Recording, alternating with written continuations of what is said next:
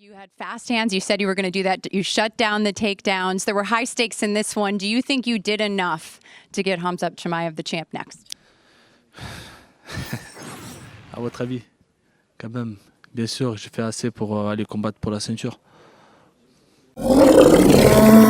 So the top cock in the rooster pen has emerged at 185. Nassourdine Imavov pretty much took Bahayo to the cleaners in a competitive but not that close fight this past weekend. And for the love of God, give this man his title shot. We're talking a win streak with names like Roman Dolidze, Jared Cannonier, Brendan Allen, Israel Adesanya, and now Bahayo. That is one crispy, frosty-ass resume right there. And while he started off as kind of a jack-of-all-trades but master-of-none type fighter who put on kind of stanky performances sometimes, in his last couple in particular, he's really rounded out that skill set to reveal a much more improved boxing game. Obviously, he sent Izzy's brain ping-ponging around his skull earlier in the year, but against Bahayo, he was ripping some thunderous leather for the duration. My point being, he may be the one contender at middleweight with the least fan appeal and name value, but first of all, that really shouldn't matter. I know it does, but it shouldn't. And second of all, he's proving to be more entertaining to watch with every passing fight, so it adds to the hype at least a little bit. And thing is, this isn't the same kind of case like lightweight where the obvious #1 guy in Sarukian botched his opportunity because he ate Big Burger and got rotund and fat and now has to go back to the drawing board.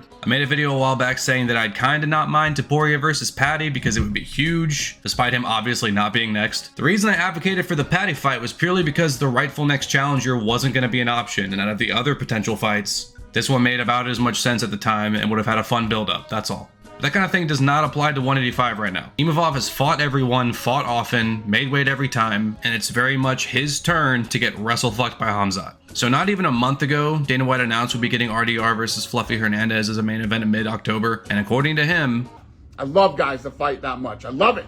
And he's taking on 6th ranked Anthony Fluffy Hernandez. Fluffy's on an 8-fight win streak 2 weeks ago. He had an incredible performance of the night win over Roman. 12 of his 15 wins have come by finish. That is a badass fight. And obviously next month in Paris, we have another top middleweight contender fight between number 2 ranked Imavov and 7th ranked Bahayo. And then Vancouver is a few weeks later. We'll see how this whole thing plays out. And we're going to end up with a middleweight challenger for Khamzat Chimaev's title that he just won.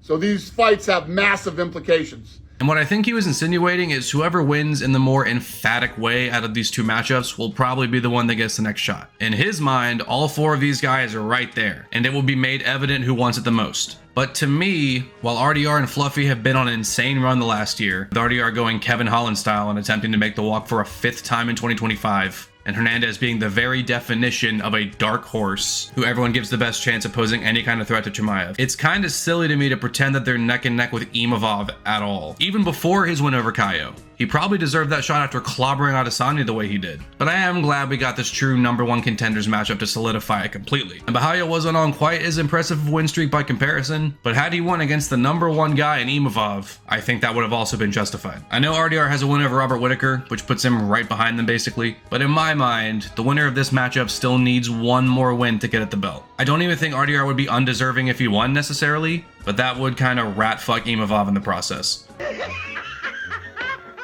You also have to consider the fact that Imavov has a month head start on these two. We aren't getting that matchup until October 18th. I don't care how active these gents are, it's not a guarantee that both of them are going to come out of that bout scot-free with no injuries. Let's be honest, ladies and germs, do we really want to give the long layoff merchant an excuse to go play bumper cars with the Chechen warlord guy for a few extra months while we wait for this to play out? How about we go ahead and line Chimaev up versus Imavov for January or February or something like that? We can get that shit signed with every I dotted and every T crossed right fucking now. Pretty please don't leave us hanging, Dana. Please. Imavov is the most deserving. He's eaten all his vegetables, let's let him have dessert. I will reiterate, it is his turn to get skull fucked by Chimaev, because we also have to be honest about the fact that despite his impressive streak and clearly being the best contender right now, there is not a hope in hell in my mind that he poses any sort of real threat to Chimaev. He's well-rounded, has an improved striking game, he's competent in the clinch and on the ground, but he's not remarkable anywhere. He may have knocked out a chinny, aging Izzy, but he doesn't possess Pangea splitting power like that to keep Khamzat that honest. If anything, Khamzat hits way harder.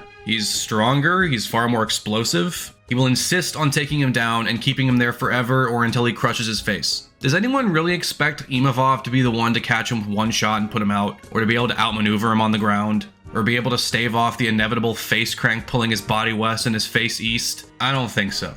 I do think this is the matchup we will eventually be getting, regardless of how RDR versus Hernandez goes. Because hype or no, it would be a little silly to tell Imavov he needs to fight one more time in the interim while he's right there, and the UFC knows that, and I certainly hope it'll be sooner than later. I'm crossing my fucking fingers on that. But I don't give Imavov even the slightest chance. I'm sorry. I'm not saying we just shouldn't bother because it's a foregone conclusion, because that's not how matchmaking works or should ever work, but I'm just gonna be honest. Chimaev is unstoppable. I said this in my previous video on this guy, but I'm thoroughly convinced that Chimaev will remain king at middleweight until he gets bored and either goes up or retires.